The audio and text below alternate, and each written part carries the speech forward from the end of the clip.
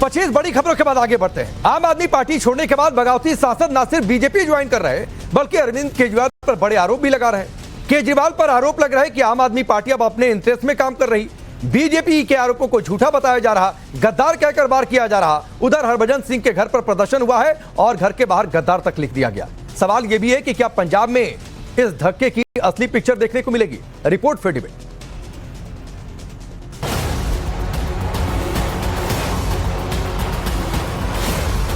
बच्चों की झूठी कसम खाने वाला दिल्ली का रहमान डकैत। मैंने आम आदमी पार्टी छोड़ दी है और भाजपा ज्वाइन कर ली। तो जो आम आदमी पार्टी के 7 राज्यसभा के सांसद टूटे हैं, ये गैर कानूनी है, गलत है, गैर संवैधानिक है और संसदीय नियमों के विपरीत है। ये 7 सांसद गद्दार हैं। अब श्री अरविंद केजरीवाल को भी बीजेपी में जाना चाहिए। कुछ ना कुछ तो कारण होगा। लोकतंत्र है, उनको जो लगता है जहाँ जाना वहाँ जाएंगे। बीजेपी की विचारधारा और नरेंद्र भाई मोदी के नेतृत्व में विश्वास है। ऐसे सब पंजाबियों का हम स्वागत करते हैं। पश्चिम बंगाल की चुनावी गर्मी के बीच दिल्ली में बड़ा सियासी तूफान आ चुका है। आम आदमी पार्टी के 10 राज्यसभा सांसदों में से 7 ने बीजेपी ज्वाइन कर ली, जिसके बाद दिल्ली से लेकर पंजाब तक सियासी घमासान मचा है। 3 सांसदों ने कल ही औपचारिक तौर पर बीजेपी ज्वाइन कर ली थी, जबकि स्वाति मालीवाल ने भी आज ऐलान कर दिया कि उन्होंने बीजेपी ज्वाइन कर ली। मैंने आम आदमी पार्टी छोड़ दी है और भाजपा ज्वाइन कर ली है। इन 7 सांसदों के आम आदमी पार्टी छोड़ने के साथ ही केजरीवाल और उनकी पार्टी हमलावर है। जो सांसद कल तक केजरीवाल के करीबी थे, आज उन्हें आम आदमी पार्टी गद्दार बता रहे। आम आदमी पार्टी इन 7 के बीजेपी ज्वाइन करने को गैर कानूनी बता रही और राज्यसभा चेयरमैन को पत्र लिखकर इनकी सदस्यता रद्द करने की मांग करने का दावा कर रहे हैं। ये 10वीं अनुसूची में 10th शेड्यूल में साफ तौर पे लिखा हुआ है, किसी भी प्रकार की टूट, वो चाहे भले ही 2/3 संख्या की हो, 7 की जगह 8 हो, उसको कोई वैधानिक मान्यता नहीं है। किसी भी प्रकार की वैधानिक मान्यता नहीं है। तो जो आम आदमी पार्टी के 7 राज्यसभा के सांसद टूटे हैं, ये गैर कानूनी है, गलत है, गैर संवैधानिक है और संसदीय नियमों के विपरीत है। इसलिए मैं आज चेयरमैन राज्यसभा को, उपराष्ट्रपति महोदय को इन सारे नियमों का हवाला देते हुए पत्र दूंगा कि इन 7 सदस्यों की, इन 7 राज्यसभा के सांसदों की सदस्यता पूरी तरीके से समाप्त की जाए। ये 7 सांसद गद्दार हैं। इन्होंने उस पार्टी के साथ दगा किया जिस पार्टी ने उनको राज्यसभा भेजा, पंजाब के लोगों के मुद्दे उठाने के लिए भेजा। उस पार्टी के साथ गद्दारी करके ये आज उस पार्टी में शामिल हो गए जिसने पंजाब के लोगों को हमेशा गालियां निकाली। अरविंद केजरीवाल ने पिछले महीने राघव चड्ढा को राज्यसभा में डिप्टी लीडर के पद से हटा दिया था। राघव चड्ढा 2/3 सांसदों को पार्टी से ले उड़े और केजरीवाल को कानो कान खबर तक नहीं लगी। केजरीवाल ने राघव चड्ढा की जगह जिन अशोक मित्तल को राज्यसभा में डिप्टी लीडर बनाया था, वो भी केजरीवाल का साथ छोड़कर चले गए। केजरीवाल के सबसे करीबी संदीप पाठक ने भी बीजेपी में जाना पसंद किया। अब राज्यसभा में संजय सिंह समेत आम आदमी पार्टी के सिर्फ 3 सांसद बचे हैं। समाज सेवी अन्ना हजारे भी इशारों में केजरीवाल पर हमलावर है। कुछ ना कुछ तो कारण होगा।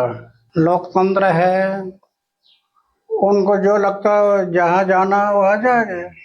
कोई पक्ष और पार्टी से स्थलांतर करता है। अगर सही पक्ष और पार्टी चलती तो नहीं जाते। समाज और देश को भूल गए और सत्ता और पैसा के पीछे पिट गए। इसके कारण गड़बड़ी हो गई। आम आदमी पार्टी की मुश्किलें यही खत्म नहीं हो रही। दावा किया जा रहा कि पंजाब में करीब आपके 63 विधायक भी पार्टी का साथ छोड़ सकते हैं। ऐसा होता है तो पंजाब में भगवंत मान सरकार संकट में पड़ सकती है। हालांकि इस सवाल पर बीजेपी अभी खुलकर कुछ भी बोलने से बच रही। राजनीति के अंदर जब कोई घटनाक्रम होता है, सबके सामने आता है,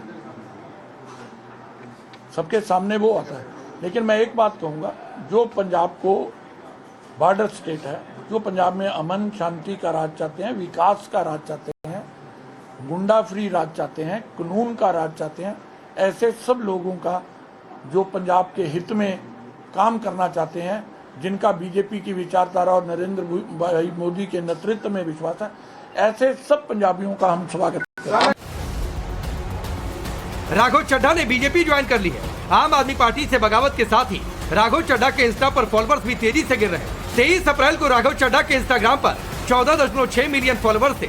24 अप्रैल को पार्टी छोड़ने के बाद से अब राघव को इंस्टा पर 11 लाख से ज्यादा लोगों ने अनफॉलो किया। राघव चड्ढा के फिलहाल इंस्टा पर 13.5 मिलियन फॉलोअर्स हैं, जो लगातार तेजी से गिर रहे हैं। आम आदमी पार्टी में मची इस भागम भाग पर मोदी विरोधी दूसरी पार्टियां भी तंज कस रहे। कांग्रेस आम आदमी पार्टी को बीजेपी का ही बी टीम बता रही, तो शिवसेना उद्धव ठाकरे के नेता संजय राउत तो बीजेपी की तुलना महाभारत के राक्षस बकासुर से कर रहे हैं। बीजेपी ने जन्म दिया था, बीजेपी में जा रहे हैं और जाना भी चाहिए। अब श्री अरविंद केजरीवाल को भी बीजेपी में जाना चाहिए। भारतीय जनता पार्टी के ये बी टीम है और ओरिजिनल पार्टी में लोग जा रहे हैं, वहीं से निकले हैं ये लोग और उसे भी जा रहे हैं। तो आम आदमी पार्टी और बीजेपी में अंतर नहीं है, तो ये मुख्य धारा में ये लोग पहुंच गए वापस। अब केजरीवाल जी कब जाते हैं वो देखने की बात। भारतीय जनता पार्टी महाभारत में एक राक्षस है, उसका नाम है बकासुर। उनकी जो भूख है कभी मिटती ही नहीं, उसका पेट कभी भरता ही नहीं। बकासुर नाम का एक पात्र है जो राक्षस है। ये बकासुरों की पार्टी बन गई है, कुछ भी खा लेते हैं। कल ही केजरीवाल के 7 सांसदों ने पार्टी छोड़ी और कल अरविंद केजरीवाल को राष्ट्रीय पार्टी के अध्यक्ष के तौर पर दिल्ली में सरकारी घर मिला। कल ही केजरीवाल नए बंगले में शिफ्ट हुए। आज बीजेपी ने केजरीवाल के इस नए कथित घर को लेकर सवाल उठाए। दिल्ली के मंत्री प्रवेश वर्मा ने अरविंद केजरीवाल को धुरंधर फिल्म का रहमान डकैत तक बता दिया।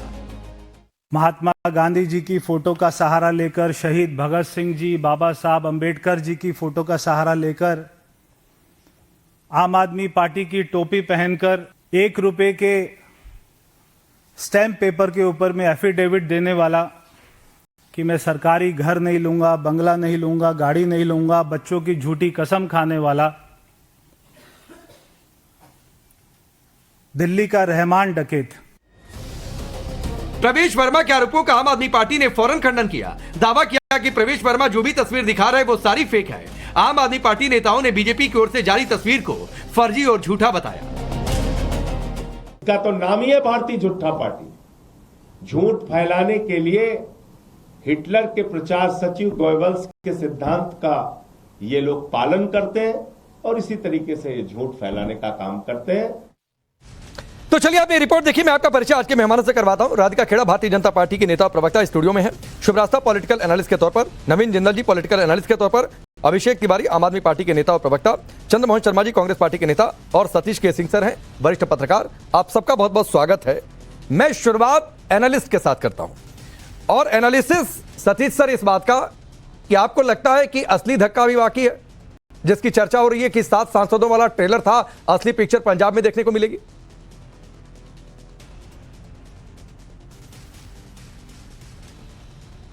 आवाज नहीं आ रही है सर, अनम्यूट कर लीजिएगा। हाँ, मैं कह रहा हूं भारतीय जनता पार्टी तो खाली धक्का पर धक्का दे रही है। किसको दे देगी, कहां दे देगी, कह नहीं सकते। तो अब ये अभी के लिए तो अभी फिलहाल के लिए महाराष्ट्र सब हो गया।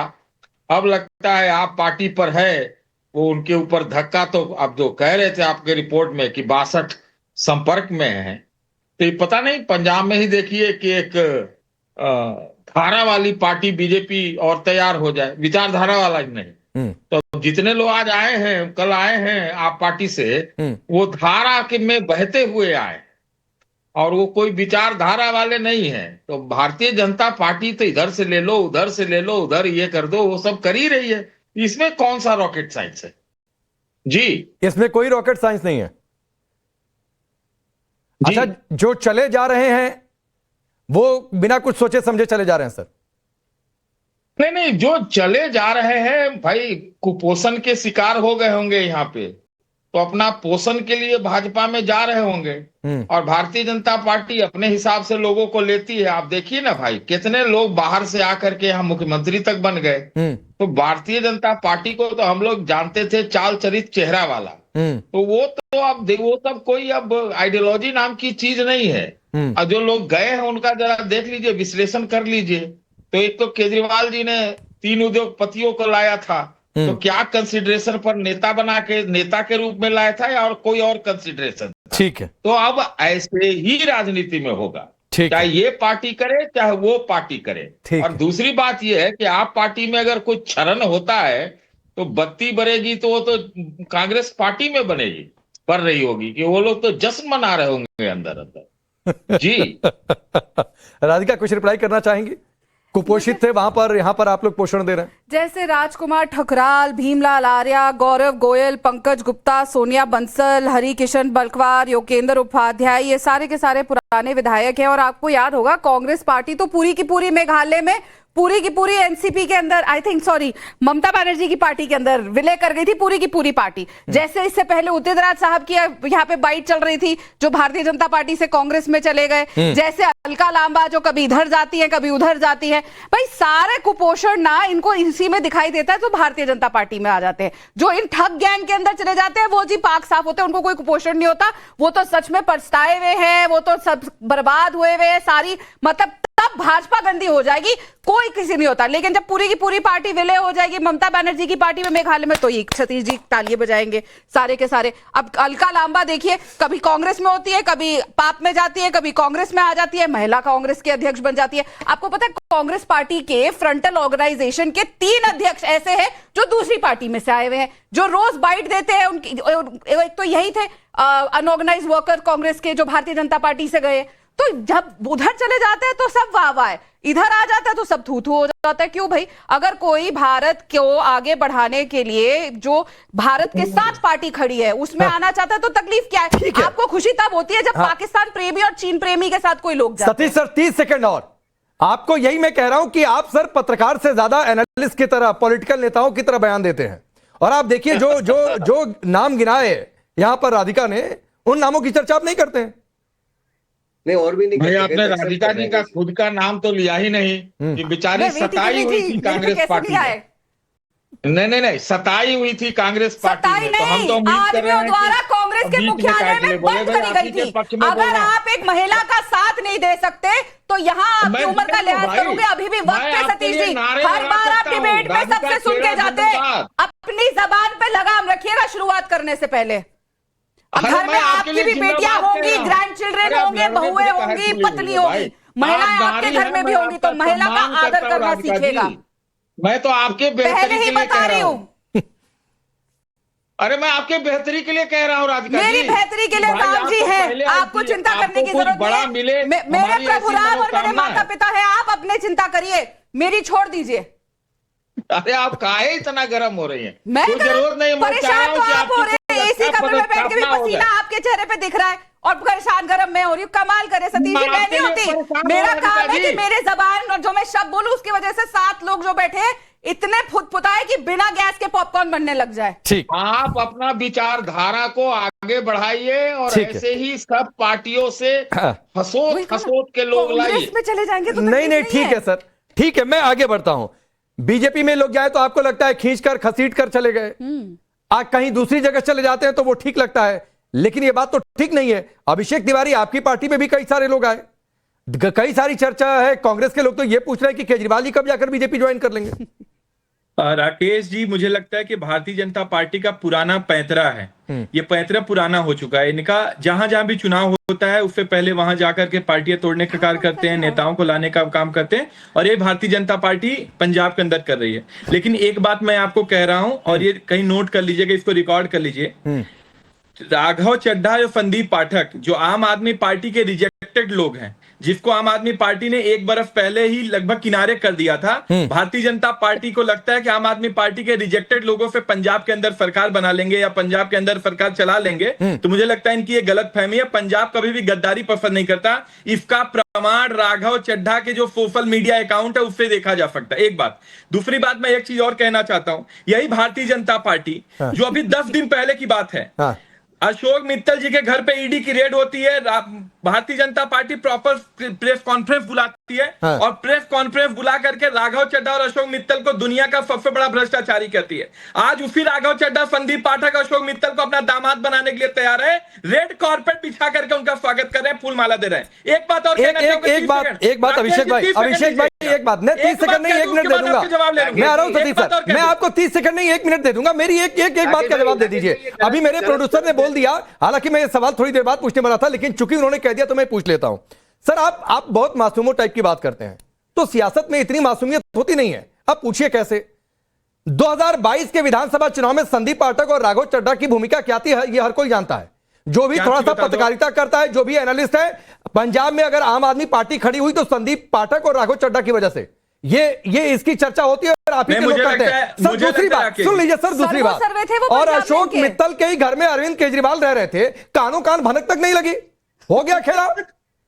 मतलब गजब है राकेश, गजब है। उठा के फेंक दिया उनका एक भार आदमी हत्या करता है, हाँ। जो हत्या कर रहा है उससे नहीं पूछा जा रहा है, अच्छा। जिसकी हत्या होती है उससे सवाल पूछा जा रहा है। अरे मैं सवाल नहीं पूछ, मैं तो ये जानना चाह रहा हूं अभिषेक भाई, मैं ये जानना चाह रहा हूं कि कैसे पता नहीं चला। अरविंद केजरीवाल जी तो बड़े माहिर खिलाड़ी। पार्टी हत्यारी है, मैं कह तो रहा हूं, ये लोकतंत्र की हत्या करने वाले लोग हैं, कमाल है, संविधान को कुछ चलने वाले लोग हैं। लेकिन हम पे सवाल उठेंगे, आप अपने पेड़ को संभाल नहीं पाए, आपके फल गिर गए, तो उसमें हमारी गलती है। मुझे कंप्लीट कर लीजिए। ये बात कमर यहाँ भी फैला रहे हैं, एक तो भारतीय राजनीति में अतकड़ फैला रहे हैं भारतीय भाजपाई, और यहाँ भी अतकड़ फैला रहे हैं भाजपा के प्रवक्ता। मुझे कंप्लीट कर दीजिए, उसके बाद इनको अतकड़ फैलवाइए। मैं कह रहा हूं कि जो राघव चड्ढा और संदीप पाठक को भारतीय जनता पार्टी बुला करके उसका राष्ट्रीय अध्यक्ष मिठाई खिला रहा है, अगर अरविंद केजरीवाल की ताकत नहीं होती, उनको हम पार्लियामेंट नहीं भेजे होते, तो भारतीय जनता पार्टी का जो कार्यालय का चपरासी वो भी धक्के मार के भगा देता। तो ये केजरीवाल जी की मुझे उम्मीद है सारे आम आदमी पार्टी के सभी नेता, आतिशी जी से लेकर सब देख रहे होते हैं, संजय सिंह जी भी, कि इस पार्टी में कोई नहीं है, सिर्फ अरविंद केजरीवाल है जिसके रहमो खरमों पे सब है। बहुत बढ़िया, मुझे लगा था ये पार्टी में तो डिफरेंस है। सुनिए अभिषेक सुनिए, अभिषेक एक बात, अभिषेक सुनिए ना भाई, अभिषेक सुनिए एक बात, सुनिए ना एक बात, सुनिए सर, अभिषेक सुनिए, आपकी पार्टी में भी 10 नेताओं के नाम गिनवा दूंगा जो दूसरी पार्टियों से, बीजेपी से, कांग्रेस से जाकर आपकी पार्टी में शामिल हुए हैं। तो दल बदल पर ज्ञान देने लायक कोई पार्टी नहीं बची हुई है आज इस देश की सियासत में, और मुझे लगता है सतीश सर भी इस बात से सहमत होंगे। हर पार्टी में दूसरे दलों से आए हुए नेता हैं, तो कोई ये ज्ञान न दे, कोई ये ज्ञान न दे कि हमारी पार्टी इससे अछूती है।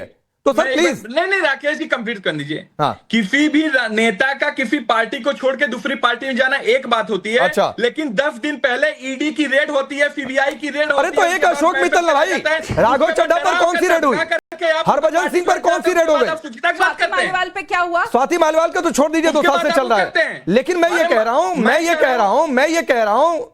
रहा हूं शुभ रास्ता, मैं आऊंगा नवीन जिंदल, मैं ये कह रहा हूं, सतीश सर आता हूं। मेरे से सवाल, अच्छा सतीश सर कुछ कहना चाह रहे हैं, 30 सेकंड जल्दी बोलिए। सतीश मालीवाल की बात कर रहे हैं, सतीश सर मालीवाल की आप वकालत कर रहे हैं। नवीन भाई देखिए ये सब जो हम लोग यहाँ पे चर्चा वर्चा करते हैं ना, सब बेमानी होता जा रहा है। मोटी बात यही है ना, जो अशोक मित्तल के बारे में कहा, यही बात भाजपा ने अजीत पवार के लिए भी कहा था, और बस उसके बाद आप एक बार अंदर घुस जाइए, उसके बाद क्या है, फिर मजे ही मजे हैं सर, मजे ही मजे हैं सर। तो सब चीज आजकल मैं आपसे खुल जाएगा, मलाई बर्फ उधर का चाबी है, और क्या, जय हो। नहीं जय हो सर, मैं तो कह रहा हूं जय हो। मैं आजकल कभी भी आपको लेकर नाउम्मीद नहीं हो पा रहा हूं।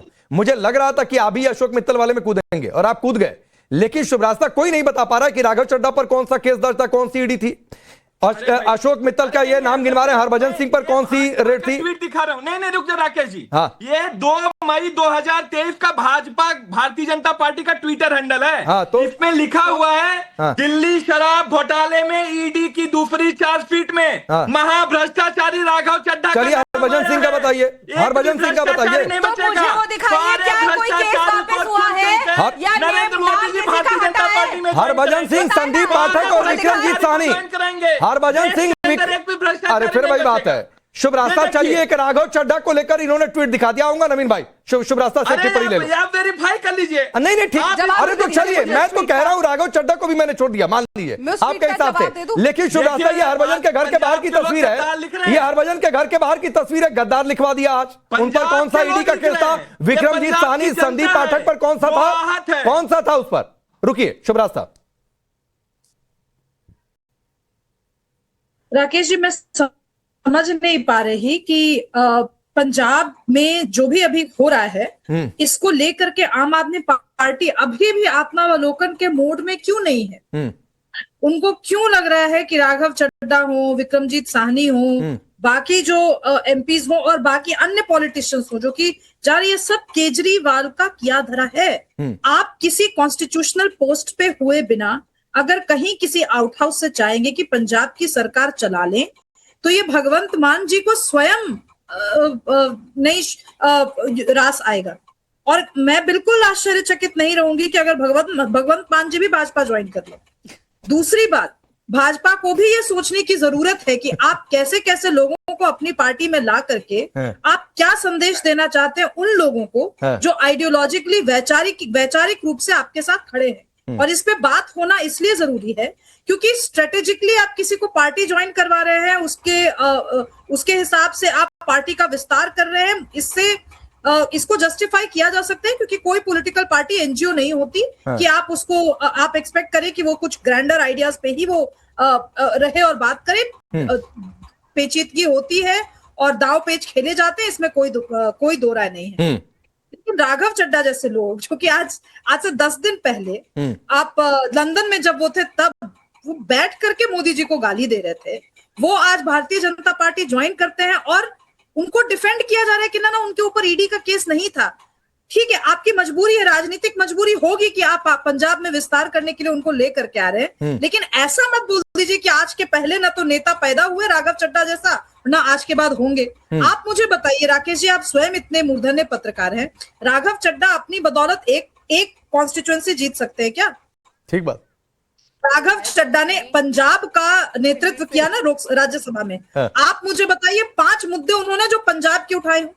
ड्रग्स पे बोलते हुए नहीं सुना मैंने उनको, एजुकेशन पे बोलते हुए कभी भी नहीं सुना, मैंने कभी भी नहीं सुना कि राघव चड्ढा ने कृषि को लेकर के फार्म बिल्स के समय पूरा देश सड़कों पर था, विपक्ष। आज तक राघव चड्ढा के मुंह से बकार नहीं निकली फार्म बिल्स को लेकर के। तो किस नीति से भारतीय जनता पार्टी ने उनको अभी बिल्कुल ऐसा बना के रखा है कि डिबेट्स पे डिबेट्स राघव चड्ढा के अराउंड हो रही हैं। तो लगता है मोदी जी के बाद सबसे बड़े नेता। जवाब नहीं लेता हूं, फिर नवीन जी आ रहा हूं, बोलिए, राधिका रिप्लाई करिए, बात गलत नहीं है शुभ रास्ता की। देखिए, सबकी अपनी अपनी विचारधारा होती है, उनको अगर कोई बात लग रही है बिल्कुल सवाल उठा सकती है, लेकिन शुभ रास्ता राघव चड्ढा, नॉट दैट मैं इस बात को डिफेंड कर रही हूं, पर वो भी विधायक रहे हैं दिल्ली से ही, राजेंद्र नगर से चुन के आए थे, तो ऐसा नहीं है कि उनका कोई बैकग्राउंड। राधिका जी, पंजाब की किस कॉन्स्टिट्यूएंसी में राघव चड्ढा, वो तो उसका जवाब तो आम आदमी पार्टी देगी, जिसने उनको सर्वे बनाया था। उसके बाद पंजाब में सारा पंजाब वही चला रहे थे। मैं आपके बीच में नहीं बोली शुभ रास्ता जी, मेरे को कंप्लीट करने दीजिए please. I will speak over you. आप इनडिफेंसिबल को डिफेंड कर रही हैं। मैंने आपसे पूछा पंजाब के कौन से 5 मुद्दे जिस पर राघव चड्ढा का बयान ऐसा है कि मोदी जी के समकक्ष। आप मुझे बोलने देंगे तो जब आप अपना गुस्सा सामने रख रही थी, मैं आपके बीच में नहीं बोली, मेरे को जवाब देने दीजिए। पहली बात, भारतीय जनता पार्टी के लिए नेशन फर्स्ट है, जो इस देश को आगे ले जाने के लिए, तरक्की के लिए, और सबसे पहली बात सबका साथ सबका विकास, जो प्रधानमंत्री जी का विजन है वो लेकर चलेगा, और सब साथ चले, देश आगे बढ़े। वापस नहीं जाना हमने 2014 से पहले के देश को। क्या शानदार बात करते हैं राधिका जी। आपके बोलने से क्या हो जाएगा जी? आप अपना घर संभालिए ना जी। आपकी पूरी की पूरी पंजाब के विधायक भी नहीं रहना चाहते आपके साथ। कुछ कभी आकलन करते हैं आप लोग, शीशा लेते हैं कि उस शीशे में देखें कि हमसे क्या गलती हो रही है। कभी देखते हैं, कभी सोचते हैं। मैं किसी के बीच में नहीं बोली राकेश जी, मैं स्टूडियो में खड़ी हूँ, फिर मैं किसी को बोलने नहीं दूंगी, मैं किसी के बीच में नहीं बोली। ठीक है, नहीं अभिषेक भाई, काउंटर कोई भी कर दे, 1-2 लाइन काउंटर बोल के चुप हो जाइए, बाकी जो बोल रहा है वो ज्यादा बोले। आपको इतनी तकलीफ हो रही है मेरे पे निकालने की जगह, एक सवाल तो है, आप नेशन फर्स्ट की बात कर रही हैं, तो नेशन फर्स्ट में अशोक मित्तल जैसे लोग भी चाहिए जिन पर ईडी का केस है। तो उस नेशन फर्स्ट में अजीत पवार को लेकर क्या कुछ नहीं कहा गया? अब तो नहीं है इस दुनिया में क्या चर्चा करें, लेकिन वो भी चाहिए, हर कोई चाहिए। किसी के ऊपर पहली बात, अगर ईडी के पास कोई कंप्लेंट आती है, जैसे कि कांग्रेस पार्टी ने कहा, कंप्लेंट करी कि शराब घोटाला हुआ है, उन्होंने अरविंद केजरीवाल का नाम दिया, उन्होंने सबके नाम दिए, पीछे पड़े देवेंद्र यादव थे, अजय माकन थे, यही अलका लांबा, यही सुप्रिया शेनेट, प्रेस कॉन्फ्रेंस की ईडी भेजो, सीबीआई भेजो। उसके बाद इन्होंने उनके साथ गठबंधन किया ना, अरविंद केजरीवाल ने राहुल गांधी को वोट दिया, राहुल गांधी ने अरविंद केजरीवाल के लिए दिया। तो आप हमारे को आके यहाँ पे मत सिखाइए। पॉइंट ये है, आप अपने घर को संभालिए। क्यों लोग आप लोगों को छोड़ छोड़ के जा रहे हैं लगातार? एक लंबी फहरिस्त है, कोई आपके साथ नहीं रहना चाह रहा, और हर इंसान एक ही बात कह रहा है कि आप जिस मुद्दे को लेकर आए थे वो नहीं है। आज आप घर देख लीजिए, एक शीश महल से निकलते हैं तो दूसरे शीश महल में आ जाते हैं। कहीं तो रुकिए। मुझे बताइए, एक पूर्व विधायक जिसने ना गाड़ी लेनी थी, ना घर लेना था, ना बच्चों के सर पे हाथ पे रख के कसम खाई थी, वो जो नया आलीशान अपना शीश महल मना रहा है, वो कहां से पैसे ला रहा है? कौन दे रहा है उनको? ठीक है, वो अभिषेक रिप्लाई करते रहेंगे। नवीन भाई, अब आप बोलिए, जो आप कहना चाह रहे थे, बार बार आपने इशारा किया, उसमें एक और चीज मैं ऐड कर देता हूं कि वो अपना घर संभाल नहीं पा रहे, हम उनका घर तोड़ने के लिए खड़े। टूटे हुए घर को हम क्या तोड़ रहे हैं? बड़ी महत्वपूर्ण है आज गलती कि अभी जो है सतीश के सिंह ने एक बात तो मानी कि धारा जो है भाजपा की चल रही है, उस धारा में जो भी बहता है वो बह करके आ जाता है। तो ये मान लिया कि धारा, ये तो सबने मान लिया स्पष्ट रूप से, आज के बाद ये कभी नहीं कहेंगे कि भाजपा की लहर नहीं है, भाजपा की धारा नहीं है, भाजपा की धारा प्रवाह पार्टी भाजपा ही है। दूसरी बात, अभी आम आदमी पार्टी के नेता कहते हैं कि ये मामूली लोग हैं, इनका कोई अस्तित्व नहीं है, इनको अगर राज्यसभा का सदस्य नहीं बनाते तो भाजपा इनको लेती नहीं। तो आपने जो अस्तित्व वाले लोग थे आम आदमी पार्टी में, उनको पद क्यों नहीं दिया? जो आम आदमी पार्टी के अंदर अस्तित्व वाले कार्यकर्ता थे, जिन्होंने पार्टी को सींचा बनाया, जिन्होंने खड़ा किया था, उनको इग्नोर क्यों किया? Good question. आम आदमी पार्टी ने अगर इस प्रकार से उन लोगों को इग्नोर किया, आम आदमी पार्टी ने उन लोगों के बारे में सोचा नहीं, इसलिए तो आज इस गत में है आम आदमी पार्टी। एक राजा हुआ करता था राकेश भाई, जिसको कहता था कि मेरे घर में जिसको छू में सोने क्या बन जाए, उसने अपनी बेटी को छुआ, वो भी सोने की बन गई। वही अरविंद केजरीवाल का हाल है, उसको वही चाहिए जिसको छुए, उसको पैसे वाला आदमी चाहिए, उसके पास इसके अलावा कुछ नहीं चाहिए। यही कारण है अरविंद केजरीवाल को सारे पार्टी के लोग छोड़ करके जा रहे हैं। पंजाब को नशे का भट्टी बना दी इन्होंने, पंजाब के लोग नशे में डूब गए, दिल्ली को बर्बाद करके चले गए। हर जगह दिल्ली के अंदर गड्ढे गड्ढे पड़े हुए, दिल्ली के लोग कितने त्राहिमाम कर रहे हैं, 50 साल तक रोएंगे दिल्ली के लोग अरविंद केजरीवाल के शासन के कारण। और वो स्थिति पंजाब में करी है, और यही स्थिति गुजरात में भी जाकर के झूठे वादे करने का काम कर रहे हैं। अरविंद केजरीवाल केवल एक वो मुखौटा है जो झूठ का पैमाना लेकर के, झूठ की सुनाई लेकर के हर एक के ऊपर उड़ेलना चाहते हैं। ठीक है, और यही कारण है कि लोग उनको छोड़ करके जा रहे हैं। ठीक है, अरविंद केजरीवाल, आम आदमी पार्टी को समझना पड़ेगा। मैं फिर कहता हूं, इस देश में जो आम आदमी पार्टी या कांग्रेस के साथ जितने गैर सनातनी लोग हैं, उनको इस बात को समझना पड़ेगा कि ये दोनों पार्टी उनकी है और सनातनी लोगों की नहीं है। इसलिए जो सनातनी लोग, अभिषेक आप रिप्लाई करिएगा, लेकिन उससे पहले चंद्रमोहन जी, आप लोग बड़े मजे ले रहे हैं। मैंने बहुत सारे नेताओं को देखा, कोई भूपेश बघेल जी कह रहे हैं कि चले जाएं केजरीवाल उठकर बीजेपी में, कोई कुछ कह रहा है, कोई कुछ कह रहा है। देखिए, हम कहां कह रहे हैं, हम तो कह रहे हैं परिणीति की नीति काम कर गई, और राघव चड्ढा की जल बोर्ड की डायरी भाजपा की वॉशिंग मशीन में धुल के खराब हो गई। तो हमने क्या कहा, हमने तो वो बोला है कि जिसको भ्रष्टाचारी कहते थे, जिसको जल बोर्ड की डायरी कहते थे, जिसमें जल बोर्ड का घोटाला कहते थे, वो सब साफ हो गया। ये राधिका जी के पास जवाब नहीं है ना, क्योंकि राधिका जी तो गद्दार, भ्रष्टाचार सब है भाजपा के यार। क्यों? क्योंकि उनको नेशन फर्स्ट चाहिए, चाहे वो गद्दार हो, चाहे वो भ्रष्टाचारी हो, किसी भी पार्टी का गद्दार हो, वो नेशन फर्स्ट के लिए भारतीय जनता पार्टी का सबसे प्रिय होगा, और उसको कोई भी झूठ बोल के भारतीय जनता पार्टी में पद मिलेगा। ये Bharatiya Janata party nation first की काम करती है, और ये कोई अचंभे वाली बात नहीं है दिल्ली के लिए, देशवासियों के लिए, कि आम आदमी पार्टी टूट के जा रही है। बिल्कुल, अभी तो मध्यांतर है, मध्यांतर के अंदर रूपांतर बाकी है, और रूपांतर का रिजल्ट पंजाब में आना बाकी है। तो क्या खेल चल रहा है वो सेट नहीं है, वो बिल्कुल ओपन है, आने वाले दिनों में सामने आ जाएगा, क्योंकि बी पार्टी का रोल अब खत्म हो चुका है राकेश जी। एक मिनट में बी पार्टी ने जो करना था वो कर दिया है। अब उसका रोल वापस अपने में विलीन, अभी ले लेना सबर कर, अभी तो अपने में विलीन होने का है। कुछ लोग झूठ बोल के लालच के कारण भाजपा में चले जाते हैं, कुछ लोग भ्रष्टाचार करके भाजपा में अपना लिए जाते हैं, जो ईमानदार हैं वो वर्कर बने रह जाते हैं, और राधिका खेड़ा जैसे प्रवक्ता बन जाते हैं। ठीक, चलिए राधिका बोलिए। घूम फिर के बातें मेरे पे आती है। कांग्रेस पार्टी अभी तक मेरे पे गेट ओवर नहीं कर पाई है। गेट ओवर 2 साल हो गए पूरे। लेकिन यहाँ पे जो बात हो रही है कि वो हम आम आदमी पार्टी हमारी बी टीम है। जब अशोक मित्तल जी के यहाँ पे ईडी रेड हुई तो किसी ने कंप्लेंट करी, ईडी रेड करने गई, कोई केस वापस नहीं हुआ है किसी का भी, कार्रवाई चली, दूध का दूध पानी का पानी सामने आ गया। जब इनका आम आदमी पार्टी को लोअर कोर्ट बरी कर देता है तो कोर्ट बहुत अच्छा हो जाता है। जब हाई कोर्ट वही ऑर्डर को पलट देता है तो मैं आपके बीच में नहीं बोली जिबेट, मैं आपके बीच में नहीं बोली, तो वैसे ही जाके ये जज के ऊपर सवाल उठाने लग जाते हैं। इनको कंट्रोल करिए। देखिए मैं कह रहा हूं ईडी रेड क्यों हुई? आप तो है ही कहा, ना दिल्ली में, ना पंजाब में, ना आसाम में, ना आप बंगाल में, कहीं पे नहीं रह गए और केरल भी हार रहे हैं। जीते हुए चुनाव हारने वाली पार्टी चुप रहे। लेकिन बहुत इंपॉर्टेंट बात है, जब अशोक मित्तल जी के घर पे, जब अशोक मित्तल जी के घर पे रेड हुई तो सबसे पहले बयान आपको पता है राकेश जी किसका आया था?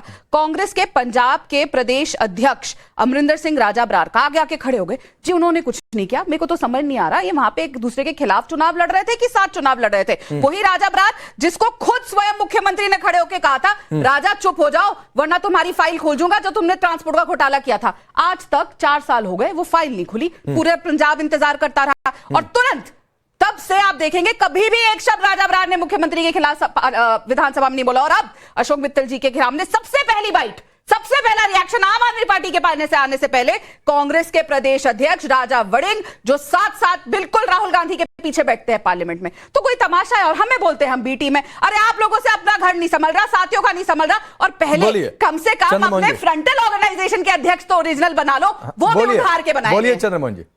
मैं अच्छा आप सुन लीजिए, पप्पू मैं आपकी सफलता का राज, भाजपा की सफलता का राज गद्दार, भ्रष्टाचार, ईबी, सीबीआई, इलेक्शन कमीशन है यार।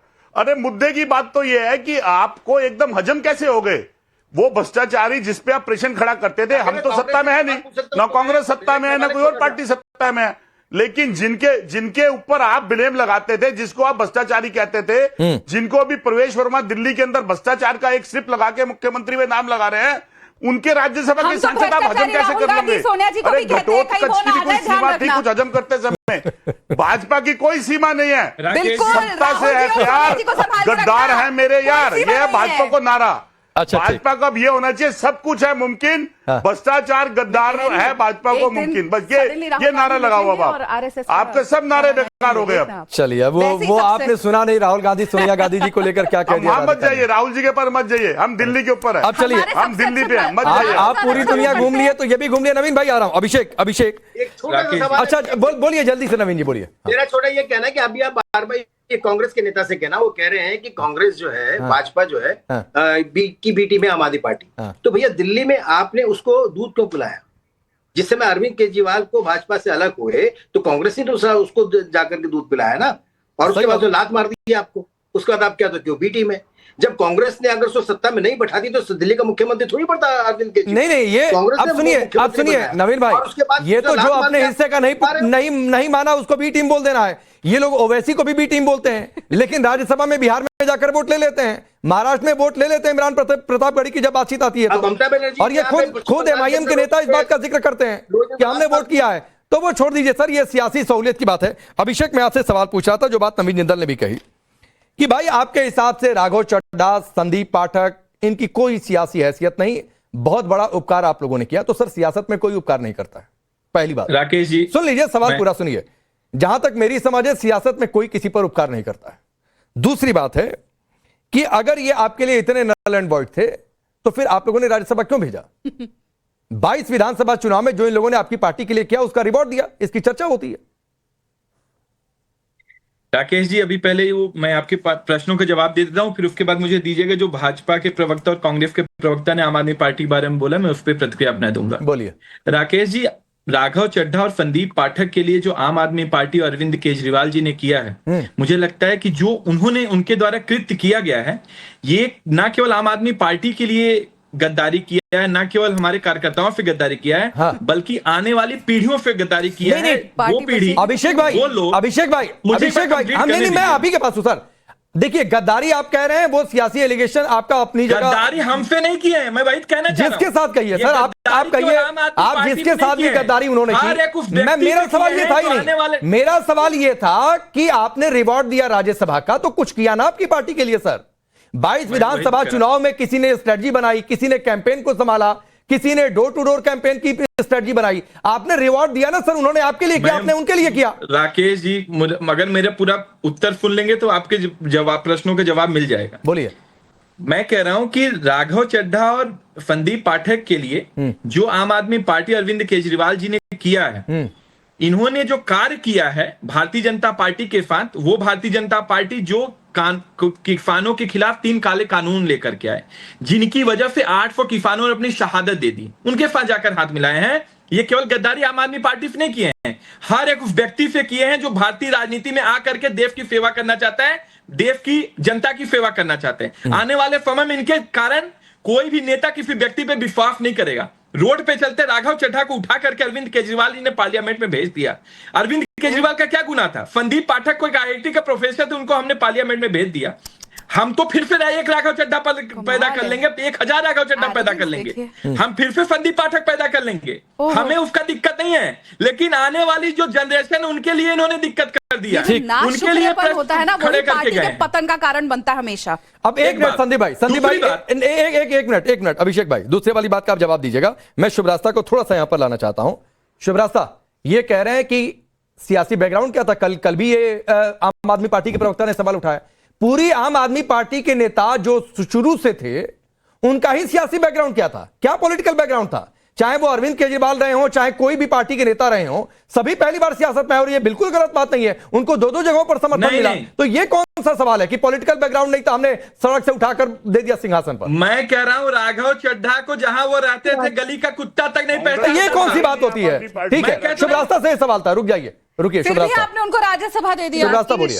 राकेश जी, हाँ, ना केवल आपका ये सवाल वाजिब है कि ये कैसी बात आम आदमी पार्टी के प्रवक्ता कर रहे हैं, बल्कि उसके साथ मैं ये जोड़ना चाहती हूँ, आपको जब इतने ही नागवार लग रहे थे ये सभी लोग जो आज भाजपा में शामिल होने के लिए आए, तो क्या आप लोगों ने खड़े होकर के विरोध किया पार्टी के अंदर कि ऐसा नहीं होना चाहिए? आज मैं ये सवाल उठा रही हूँ कि राघव चड्ढा ने फार्म बिल पे क्या ऐसा बोल दिया चमत्कारी जो कि आम आदमी पार्टी को फायदा होता या भाजपा को फायदा होता? उनकी भाई रणनीति क्या थी, राजनीति क्या थी, वैचारिकी क्या थी?